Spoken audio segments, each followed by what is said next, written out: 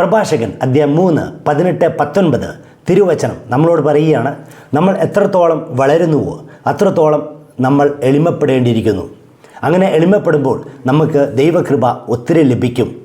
സ്നേഹമുള്ളവരെ, നമുക്കറിയാം സാധാരണഗതിയിൽ ഒരു മരം ഒത്തിരി പഴങ്ങൾ ഉണ്ടാകുമ്പോൾ, അതിൻ്റെ ശാഖകളിൽ ഒത്തിരി പഴങ്ങൾ ഉണ്ടാകുമ്പോൾ എന്തു പറ്റും? ആ ശാഖകൾ താഴേക്ക് ചായും.